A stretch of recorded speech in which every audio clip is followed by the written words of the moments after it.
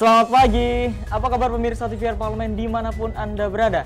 Berjumpa lagi dalam program TVR 09 bersama saya Alfa Rizky dan rekan saya Rina Reski, dan dalam 30 menit ke depan kami akan sajikan kepada Anda sejumlah berita nasional, khususnya dari sudut pandang DPR RI, sebagai referensi Anda dalam memahami dinamika politik, ekonomi, sosial, dan juga budaya di Indonesia. Dan pemirsa TVR Parlemen, inilah TVR 09 selengkapnya.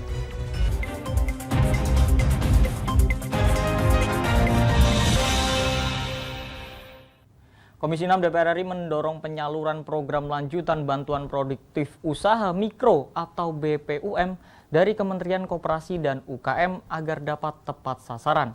Program BPUM merupakan salah satu kebijakan yang dikeluarkan dalam upaya membantu usaha masyarakat yang terdampak pandemi. Komisi 6 DPR RI mendorong penyaluran program lanjutan bantuan produktif usaha mikro atau BPUM dari Kementerian Koperasi dan UKM tepat sasaran. Anggota Komisi 6 DPR RI, Mufti Aimah Nurul Ana mengatakan, program BPUM dengan target penerima bantuan sebanyak 12,8 juta penerima harus terus dilakukan di tengah masyarakat. BPUM yang tentu itu juga berdampak di masyarakat, tapi karena tidak ada tindak lanjutnya maka ya seperti angin berlalu begitu. Kita contohkan misalnya dari Kementerian Perindustrian, dia punya program untuk mendorong sektor perindustrian, yaitu misalnya ada program BPNBM waktu itu yang kemudian industri otomotif kita jadi bangkit, tapi karena kegetolan menterinya BPNBM ini dan sektor-sektor industri ini terus didorong sampai tahun 2022 ini program ini terus berjalan. Sementara itu Wakil Ketua Komisi 6 DPR RI Muhammad Sarmuji menginginkan koperasi dapat terus tumbuh dan berkembang di Indonesia sebagai soko guru perekonomian sesuai dengan yang dicita-citakan oleh pendiri bangsa, seperti program BPUM yang sangat diperlukan pelaku UMKM.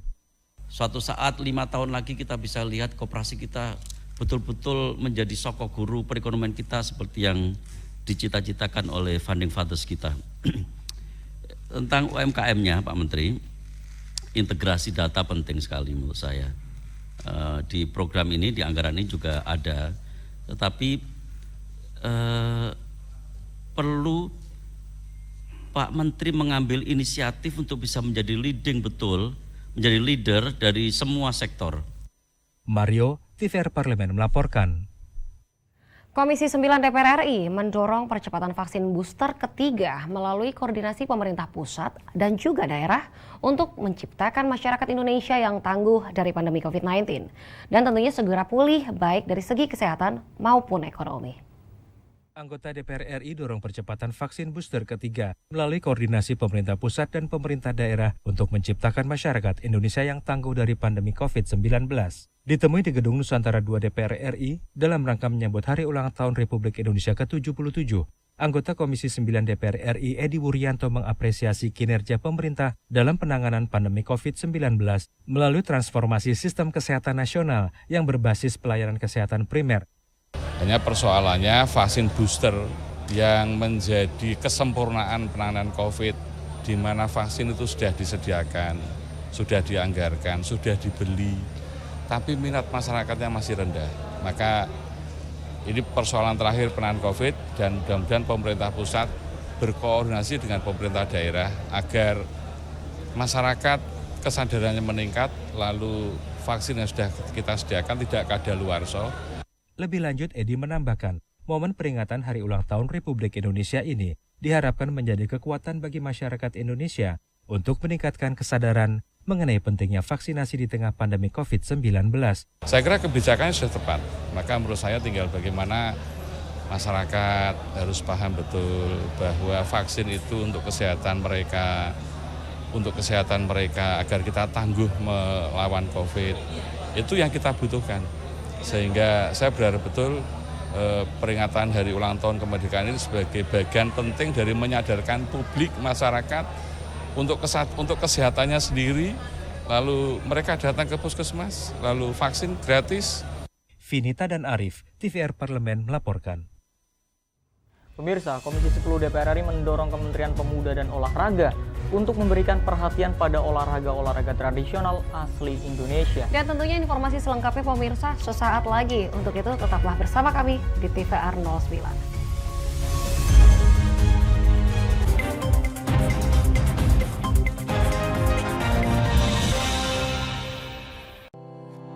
Tugas dan fungsi DPR RI sangat penting bagi negeri ini sebagai pengemban amanat rakyat. Namun tidak banyak yang tahu apa saja fungsi dan tugas dari DPR. DPR mempunyai 3 fungsi pokok, yaitu legislasi, anggaran, dan pengawasan. Ketiga fungsi tersebut harus dilaksanakan dalam kerangka fungsi representasi yang mengedepankan kepentingan rakyat berdasarkan aspirasi masyarakat dan untuk kesejahteraan rakyat. Dari fungsi legislasi, DPR RI mempunyai tugas dan wewenang untuk menyusun dan menetapkan program legislasi nasional bersama dengan pemerintah, menyusun dan membahas rancangan undang-undang, menerima rancangan undang-undang dari DPD, membahas rancangan undang-undang yang diusulkan oleh Presiden ataupun DPD, menetapkan undang-undang bersama dengan Presiden, menyetujui atau tidak menyetujui peraturan pemerintah pengganti undang-undang yang diajukan Presiden untuk ditetapkan menjadi undang-undang. Sementara, fungsi anggaran membahas dan memberikan persetujuan atau tidak memberikan persetujuan terhadap rancangan undang-undang tentang APBN yang diajukan Presiden, memperhatikan pertimbangan DPD atas rancangan undang-undang tentang APBN dan rancangan undang-undang terkait pajak, pendidikan, dan agama, menindaklanjuti hasil pemeriksaan atas pengelolaan dan tanggung jawab keuangan negara yang disampaikan oleh BPK, memberikan persetujuan terhadap pemindahtanganan aset negara maupun terhadap perjanjian yang berdampak luas bagi kehidupan rakyat yang terkait dengan beban keuangan negara. Dan fungsi pengawasan, melakukan pengawasan terhadap pelaksanaan undang-undang, APBN, dan kebijakan pemerintah, membahas dan menindaklanjuti hasil pengawasan yang disampaikan oleh DPD terkait pelaksanaan undang-undang mengenai otonomi daerah, pembentukan, pemekaran, dan penggabungan daerah, pengelolaan sumber daya alam dan sumber daya ekonomi lainnya, pelaksanaan APBN, pajak, pendidikan, dan agama. Terima kasih. Video ini dipersembahkan oleh TV dan Radio Parlemen, Biro Pemerintahan Parlemen, Sekretariat Jenderal, dan Badan Keahlian DPR RI.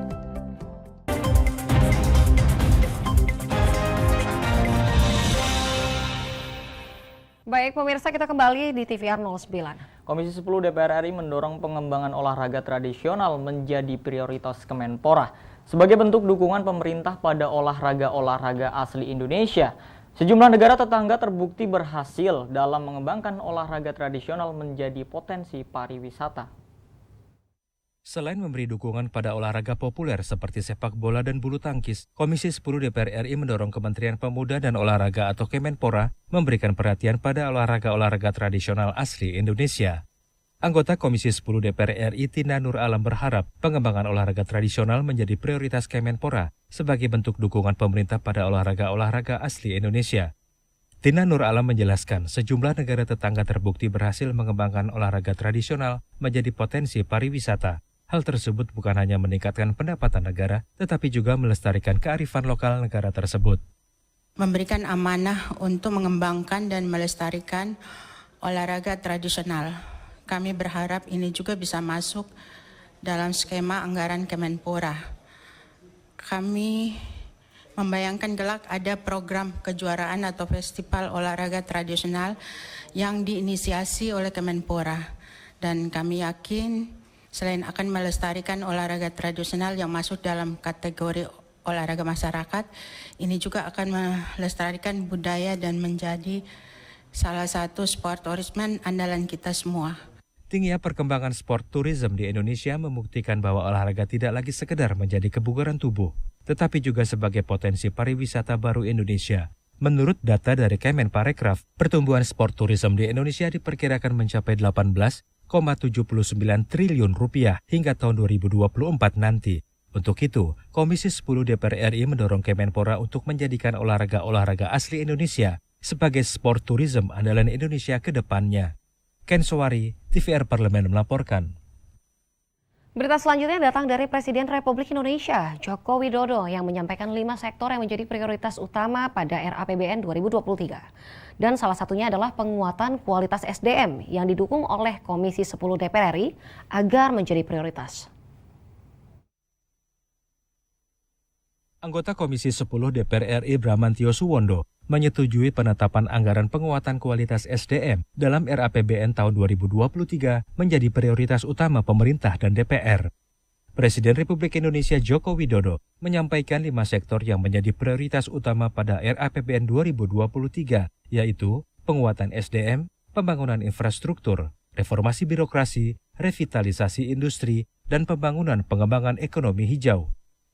Menanggapi hal itu, Bramantio Suwondo menyetujui hal tersebut terutama pada sektor penguatan kualitas SDM. Menurutnya, dukungan anggaran penguatan SDM dapat menjadi jembatan terwujudnya misi Indonesia Emas pada tahun 2045.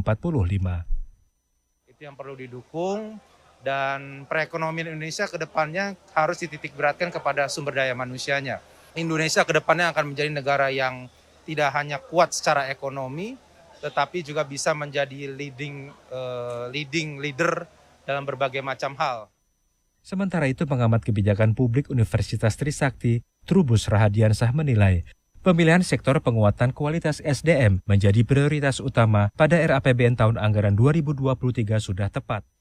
Itu kan harus memerlukan anggaran yang besar, Mbak, dalam rangka mendorong SDM profesional, apalagi sekarang berbasis digital kan gitu, digitalisasi. Nah, tapi di situ tidak ada kebijakan mengenai ASN.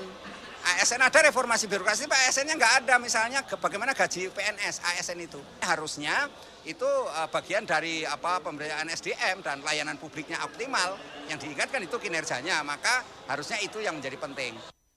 Diva Rizka, TVR Parlemen melaporkan. Pemirsa, beberapa negara tetangga Indonesia telah terkena dampak dari wabah penyakit cacar monyet. Oleh karena itu, Komisi 9 DPR RI mendorong pemerintah untuk segera mensosialisasikan bahaya wabah cacar monyet sehingga masyarakat dapat melakukan langkah antisipatif terkait dengan penyebaran penyakit tersebut.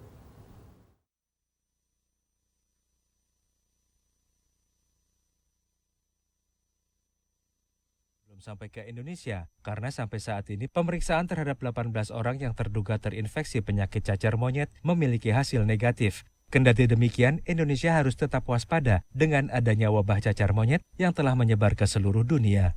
Ditemui di Gedung Nusantara 3 DPR RI, Nihayatul Wafiroh mengatakan, beberapa negara tetangga Indonesia telah terkena dampak dari wabah penyakit cacar monyet. Oleh karena itu, Komisi 9 DPR RI mendorong pemerintah untuk segera mensosialisasikan bahaya wabah cacar monyet sehingga masyarakat dapat mengantisipasi hal tersebut.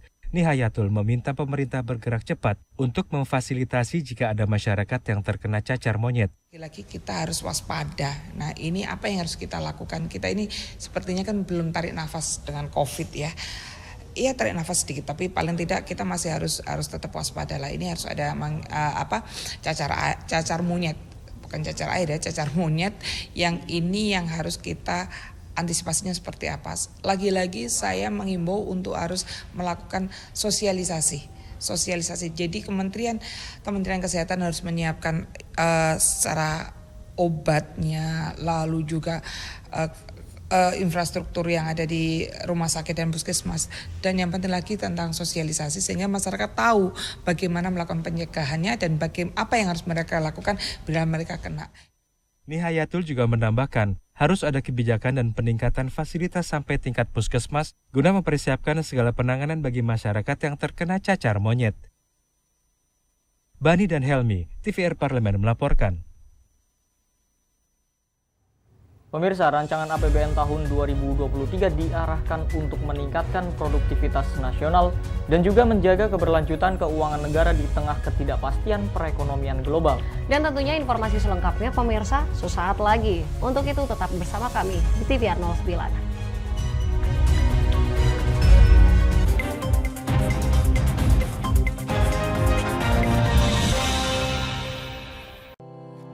Tugas dan fungsi DPR RI sangat penting bagi negeri ini sebagai pengemban amanat rakyat. Namun tidak banyak yang tahu apa saja fungsi dan tugas dari DPR.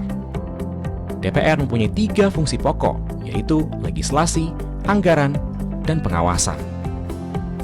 Ketiga fungsi tersebut harus dilaksanakan dalam kerangka fungsi representasi yang mengedepankan kepentingan rakyat berdasarkan aspirasi masyarakat dan untuk kesejahteraan rakyat. Dari fungsi legislasi, DPR RI mempunyai tugas dan wewenang untuk menyusun dan menetapkan program legislasi nasional bersama dengan pemerintah, menyusun dan membahas rancangan undang-undang, menerima rancangan undang-undang dari DPD, membahas rancangan undang-undang yang diusulkan oleh Presiden ataupun DPD, menetapkan undang-undang bersama dengan Presiden, menyetujui atau tidak menyetujui peraturan pemerintah pengganti undang-undang yang diajukan Presiden untuk ditetapkan menjadi undang-undang.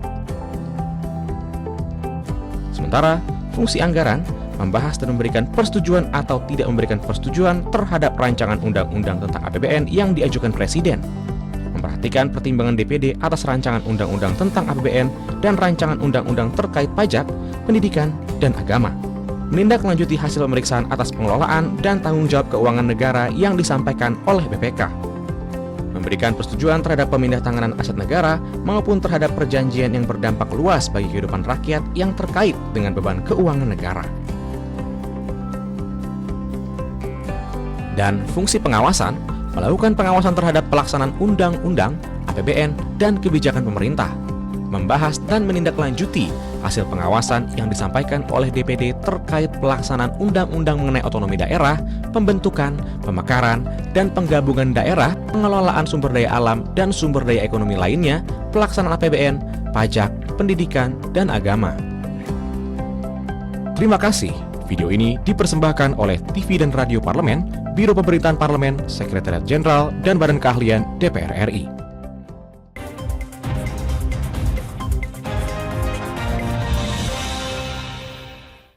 Kembali pemirsa di TVR 09. Di tengah gejolak ekonomi global dengan ketidakpastian yang tinggi, ekonomi di Indonesia mampu tumbuh di kisaran 5%. Bahkan kinerja APBN semester 1 2022 mencetak surplus 73,6 triliun rupiah.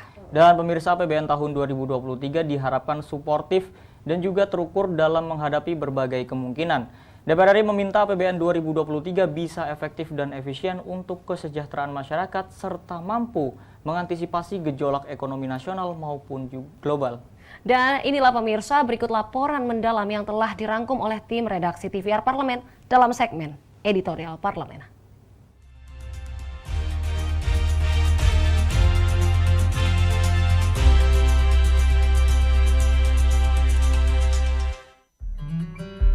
Pada sidang paripurna DPR RI tanggal 16 Agustus 2022, Presiden Joko Widodo menyatakan, desain APBN 2023 harus senantiasa waspada, antisipatif, dan responsif terhadap berbagai kemungkinan dan gejolak.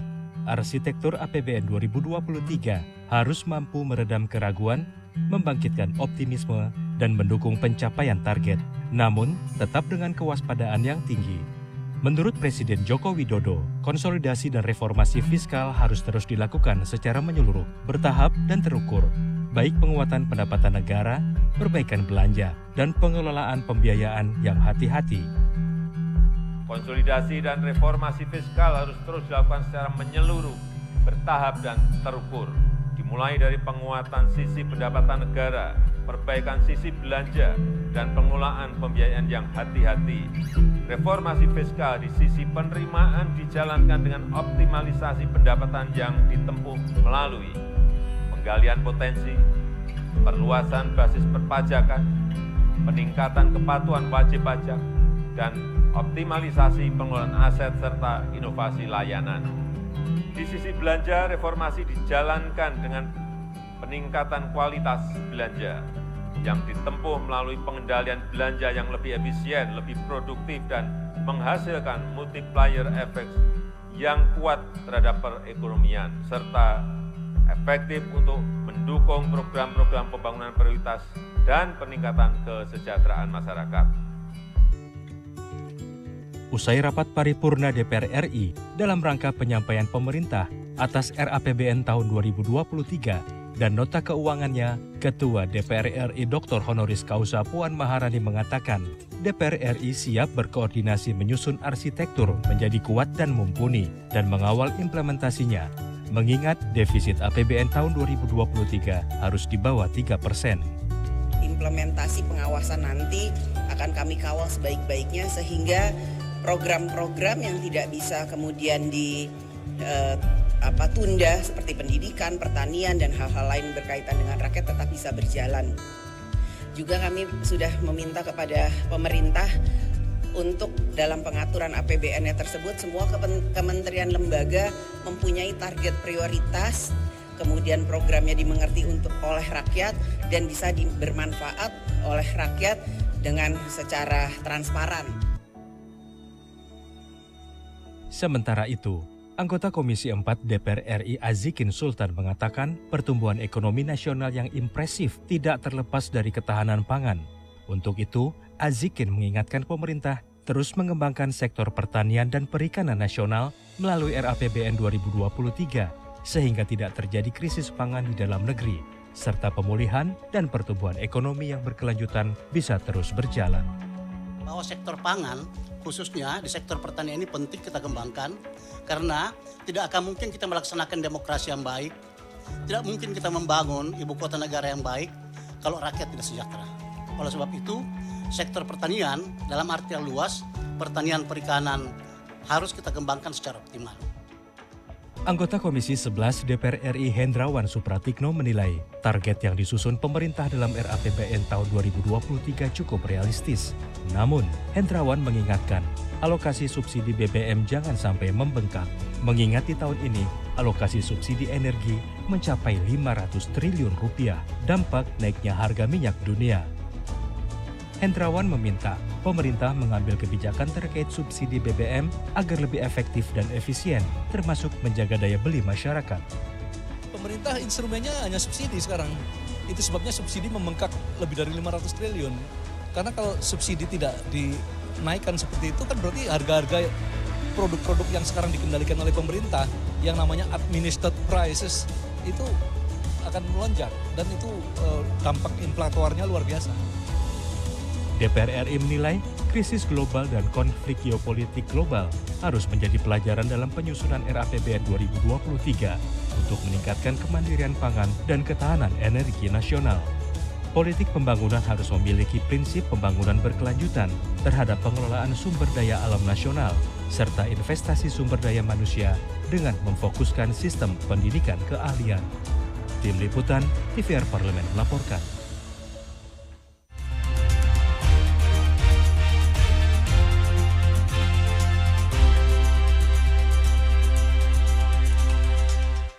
Pemirsa, Batam sudah lama dikenal sebagai surga belanja. Tidak perlu jauh-jauh ke luar negeri, di Batam berbagai barang-barang dengan merek internasional dapat ditemukan dengan harga yang lebih miring. Tentunya sesaat lagi kami akan ajak pemirsa berjalan-jalan ke kota Batam. Dan untuk itu jangan kemana-mana pemirsa, tetaplah bersama kami di TVR 09.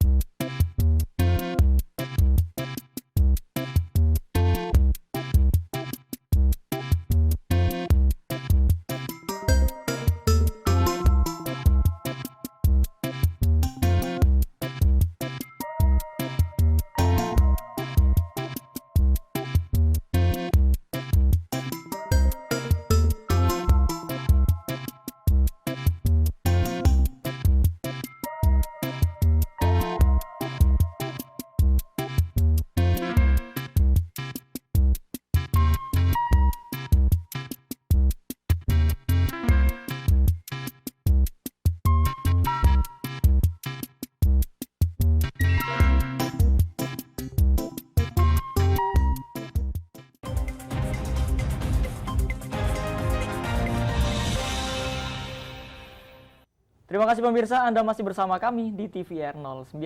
Batam sudah lama terkenal menjadi surganya wisata belanja barang branded dengan kualitas tinggi, namun tetap bisa dijangkau karena harganya yang miring. Nah pemirsa, setelah puas berbelanja, jangan lupa sempatkan waktu untuk mencicipi semangkuk sup ikan hangat yang pastinya menggugah selera. Tentunya tak perlu berlama-lama lagi, berikut liputan lengkapnya dalam segmen Intips, Informasi dan Tips.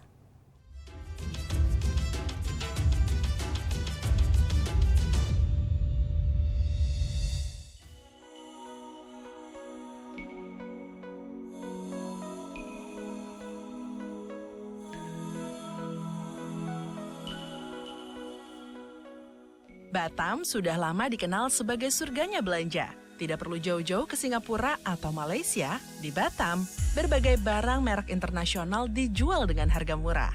Mengapa sih kok bisa lebih murah? Menurut para pedagang di Batam, itu disebabkan karena penetapan kota ini sebagai area perdagangan bebas pajak. Semua kegiatan ekspor, impor, serta aktivitas pelabuhan tidak dipungut pajak. Akibatnya, harga barang lebih murah dibanding kota lainnya di Indonesia. Salah satu kawasan belanja favorit di Batam adalah Nagoya. Di sini dijual rupa-rupa barang pakai seperti sepatu, tas, jam tangan, dan parfum, baik untuk wanita maupun pria. Berbagai macam tas mulai dari tas jinjing, tas ransel, tas sekolah, hingga koper berbagai ukuran semua lengkap dijual di sini. Pemirsa tinggal pilih saja sesuai dengan kebutuhan. Semua harga barang yang dijual di Nagoya bisa ditawar loh. Pemirsa jangan ragu untuk menawar sampai harga yang pantas. Tapi tentunya pemirsa harus tahu perbandingan harga barang tersebut dengan harga jual di Jakarta atau di toko online. Nah, buat pemirsa yang doyan belanja atau tengah menggeluti bisnis online shop, patut banget loh untuk mendatangi kawasan Nagoya Hill Batam. Oh, saya Ibu Nurseha dari Palembang. Jalan-jalan, cucu jalan-jalan. Iya, sambil jalan-jalan ke pantai, sambil belanja. Kan lebih murah. Murah ya. Oh, pakaian, sepatu. Ini lagi beli tas. Banyak dan berkualitas. Pasaran ya bisa terjangkau lah dengan kita. Terjangkau gitu. Iya. Kualitasnya lebih bagus. Ini salah satu kegiatan ibu-ibu, pokoknya kalau destinasi itu oleh-oleh nomor 1. Tadi aku udah ke Nagoya. Nagoya itu jangan lupa mampir Celebrate shop, itu banyak banget tas-tas yang menurut aku recommended ya. Di situ mantep deh, harga juga lumayan murah ya kalau kita bandingkan di Jakarta. Pokoknya di situ jangan lupa. Jangan nggak beli apa-apa. Pokoknya di sini mantep. Coklatnya juga mantep ya. Oke. Untuk urusan keaslian barang, pemirsa jangan ragu untuk menanyakan kepada penjual. Mereka cukup jujur untuk mengkategorikan barang asli yang disebut original atau ori dan barang tiruan yang disebut KW. Beberapa penjual di sini menyatakan mereka sudah memiliki pelanggan dari berbagai kota di Indonesia, bahkan dari luar negeri seperti Malaysia dan India. Mereka juga bersyukur dengan adanya teknologi yang memudahkan saat ini.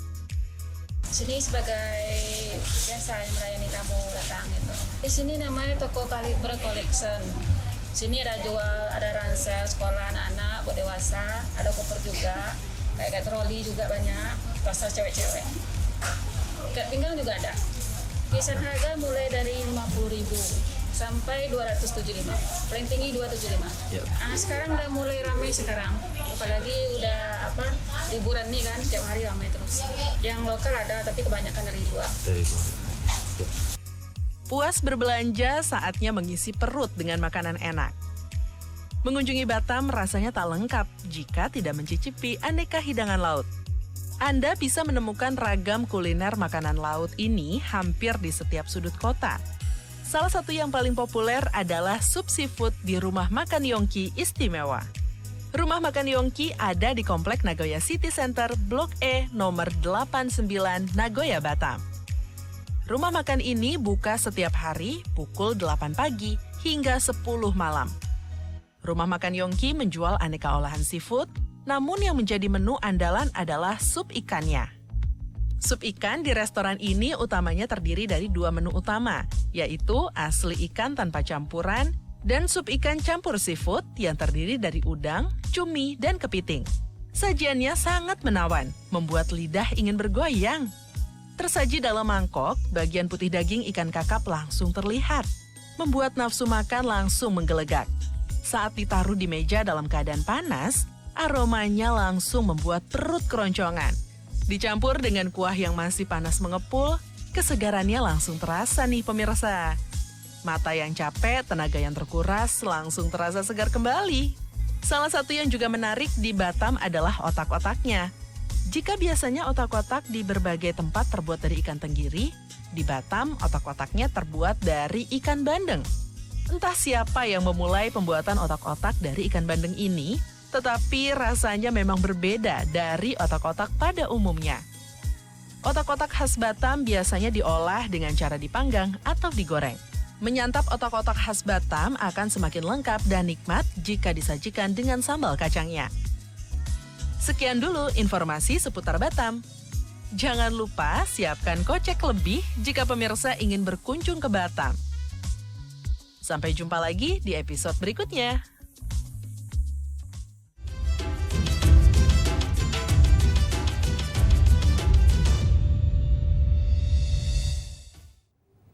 Baik pemirsa, di penghujung acara kami informasikan kepada Anda agenda DPR RI pada hari ini Senin 22 Agustus 2022. Nah, pada pukul 10 pagi hari ini, Komisi 3 DPR RI rapat dengar pendapat dan juga RDPU dengan Ketua Komnas HAM, Ketua LPSK, dan Ketua Kompolnas dalam rangka meminta penjelasan kasus tembak menembak anggota Polri atau kasus pembunuhan Brigadir J. Dan kemudian di siang hari Komisi 5 DPR RI RDPU dengan perwakilan masyarakat Jatikarya Kota Bekasi membahas penyelesaian hak atas tanah warga milik masyarakat Jatikarya Kota Bekasi. Dan pemirsa serta sejumlah agenda dan program DPR RI lainnya yang dapat Anda saksikan secara langsung di TVR Parlemen melalui kanal utama, kanal komisi dan kanal alat kelengkapan dewan lain yang dapat Anda akses pemirsa di tvr.dpr.go.id. Pemirsa TVR Parlemen bikin TVR 09 edisi pagi hari ini. Kami ingatkan untuk tetap waspada pada persebaran virus COVID-19 dan tetap patuhi protokol kesehatan. Segenap kru TVR Parlemen yang bertugas mengucapkan terima kasih telah menyaksikan TVR 09 pagi ini. Saya Alfat Rizky dan rekan saya, Rini Reski. Sampai bertemu kembali di TVR 09 esok hari. TVR Parlemen, Referensi Indonesia.